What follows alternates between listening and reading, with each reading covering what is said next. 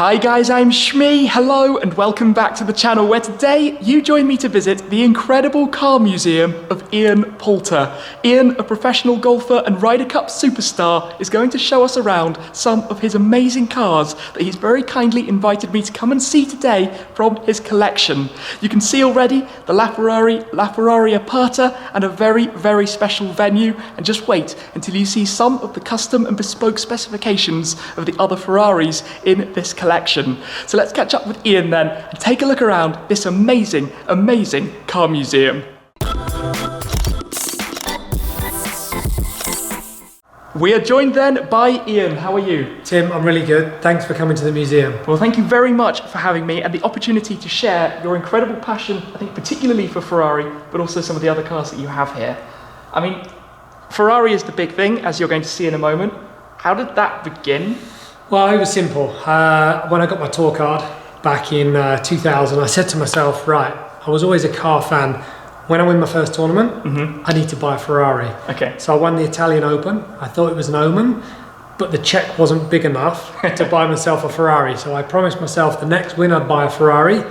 That check wasn't big enough. So when I won my third tournament, which happened to be the Italian Open again, I realised, okay, it's time. It's time. So I bought myself a 360, and from that moment, that kind of love affair's grown, and the car collection's grown a bit too.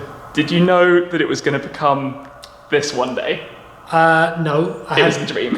I had no idea. Obviously, the passion was there, but you know, I pinch myself daily when I come in because this it's not normal to have these cars, and I feel pretty lucky. Well, can we take a little look around then? I think we should come back to the LaFerraris because the coupe is actually tailor made. There's something very special about that. But maybe we should just swing on to the first car in front of us, which is of course your Ferrari Enzo. The Enzo was actually probably the first out of all of the cars that I had, which I bought probably 8 years ago now, 7 years ago. This car was, it had about 4,000 miles on when I bought it.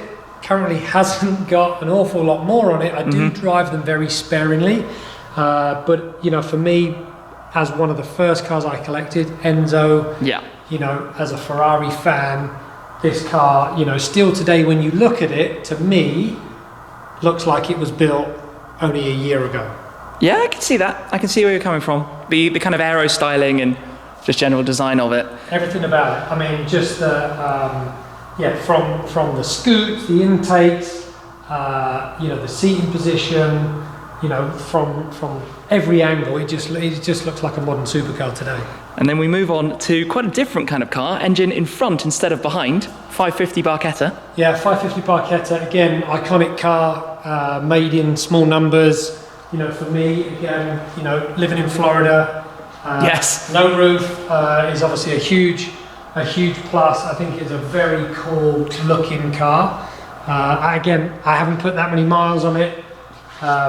As people will say, that's a crime, you should drive them. I do drive them a little bit, but you know, again, you know, for me, it's such a special car in the collection. But we will get to a car that is in your collection that you've done a lot of significant driving with recently in a moment. But with this, just a quick one, there's a fabric roof as well, isn't there, that you can kind of... There is, it's in the back. Like it stows away in the back, that you can kind of bolt on over the top. Yes. If you do find yourself out in the bad weather. If you do. Not that I'm ever going to take it out in the rain. That's not going to happen. To another Rosso Corsa car, the Testarossa. Yeah, this Testarossa was bought at the same time as another car that sits right next to it, 275 GTB4. And this car was my dad's favourite Ferrari back in the day. So he absolutely loved what was a Testarossa. Obviously, he couldn't afford one, so I went ahead, bought one, and I've let him drive it, which has only covered 804 miles to date. Wow. So 1990, if you think, you know, 29 years on, and you know, it hasn't covered many miles, but he enjoyed driving it. I absolutely love it. I think it's, you know, it's not as easy to drive as the other cars. Yeah. It's quite heavy on the steering, but again, such an iconic car for back in the day. It really is. And then I guess continuing the Ferrari V12 theme, it's quite a big one at the moment. Yes, definitely. This is a 275, which I originally bought yellow. and I wasn't in love with the yellow. I preferred it back in its birth colour of silver with black. Ah, so it had been repainted. Fully restored the car, nut and bolt restoration. We did it with Wayne Obery, MPI. Ferrari did it in Wisconsin. We platinum with this car at Cavallino. Oh wow! Last January. Okay. So it was great. I mean, full nut and bolt restoration. Everything got done on the car. Oh, stunning! I mean, it looks like it left the factory yesterday.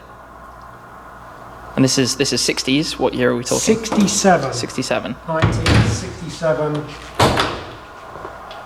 It's got the lap belts. That looks incredible. That's absolutely stunning. She's fresh. And then, after some of the Ferraris, we're going to move on to something I think a bit of my liking, in the form of the Ford GT. Absolutely. One of the lucky customers.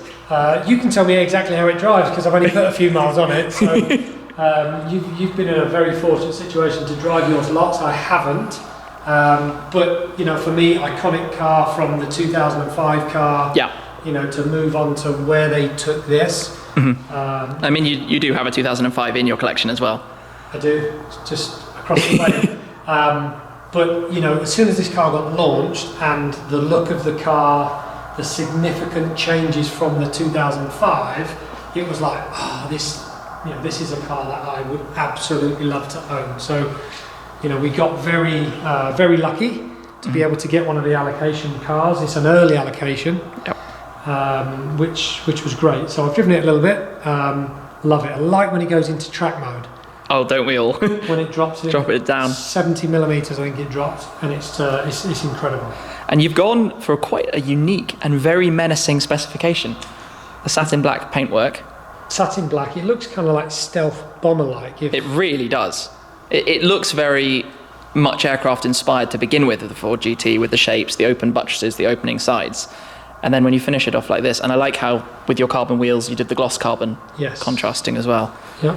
I always enjoy looking at other people's specs and choices with the cars. There's so many, right? And that's everyone's different. The wonderful thing about all of the cars that get that we're able to spec out nowadays. It gives us lots of options. And then we move from the Ford GT to Bugatti in the corner. A lovely Bugatti, which I don't drive. My extremely good friend back home, Tom Hartley Jr., this is his car. Okay. So I babysit it for him. I polish it. I make sure it's nice and sparkly. And me and Tom have known each other for a very long time, and he's kindly left this here parked in the corner. I can confirm if he's watching, it's in good hands. It's in very good hands. And then next, we do get to the car we were just touching on that you recently did a big trip with, the Ferrari 288 GTO. Yeah, very, very special car. 1985 was when it was built. We took 9 GTOs, 1 LaFerrari on a trip from Lyon down to Monaco. Yeah. We did that in June, and so this car went on an aeroplane. We flew it to London. It went from London on a transporter over to Italy for a full service to make sure it was all ready, prepped and ready to go. Moved it to Lyon, and then 10 great couples went from Lyon down to Monaco. And those roads are fantastic. They are super special. So it's probably the most enjoyment I've ever had out of any of the cars. To be able to do it in the iconic GTO was pretty incredible. And this car was the car that Enzo delivered to Jacques Suarez back on the delivery date of the car. Okay. Very special. Yeah, not covered many miles, and I added a few extra miles to it on that trip, but I think it's done about 3,000 miles from new.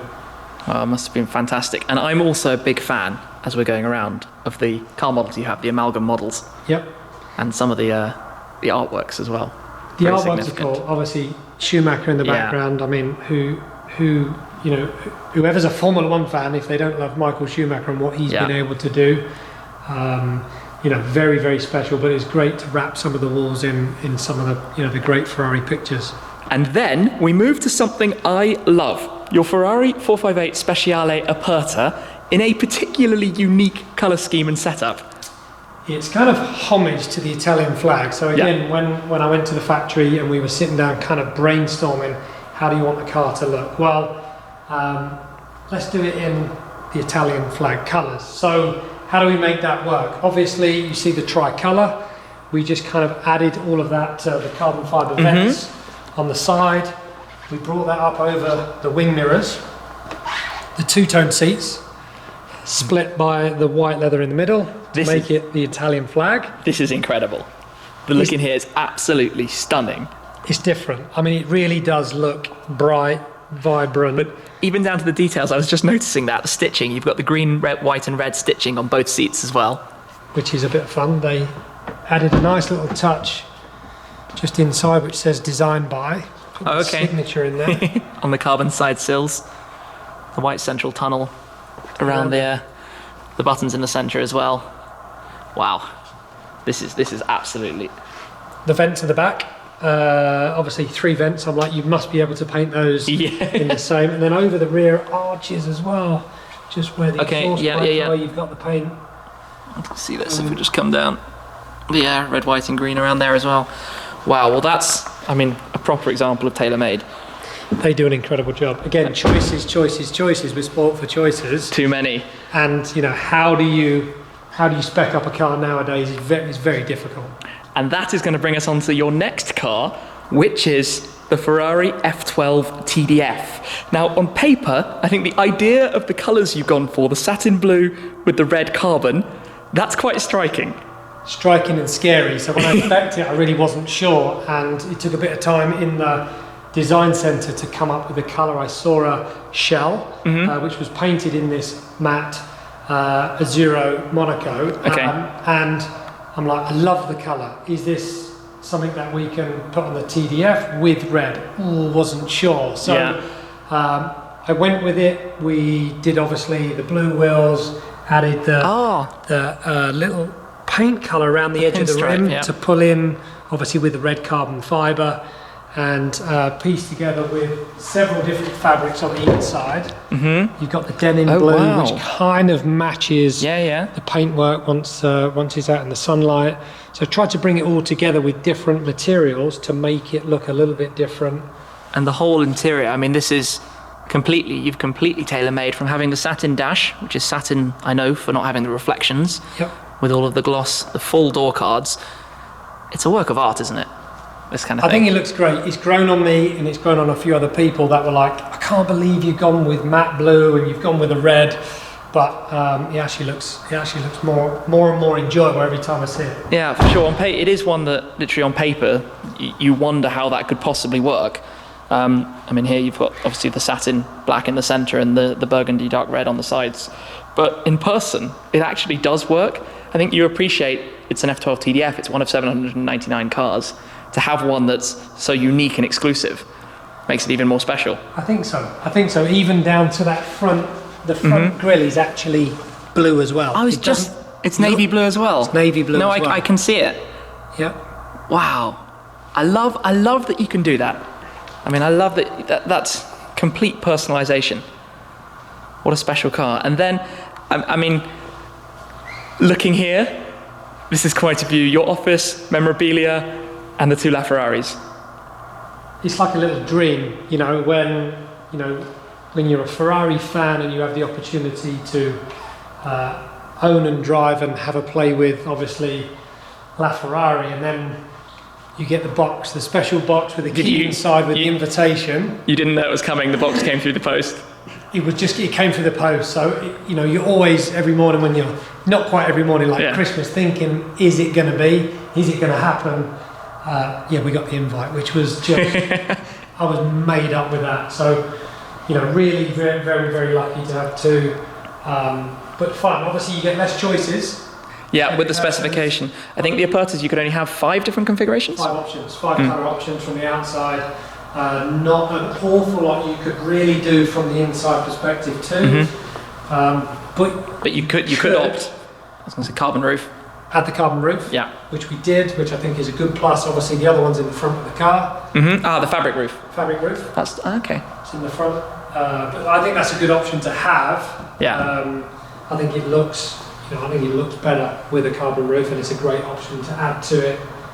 I mean, it's one of only, I think it's just over 200 or so in total. Is it 208? 208 rings a bell, yeah. Something 208 like cars. not very many. Although there is more of the LaFerrari, 499. Yeah.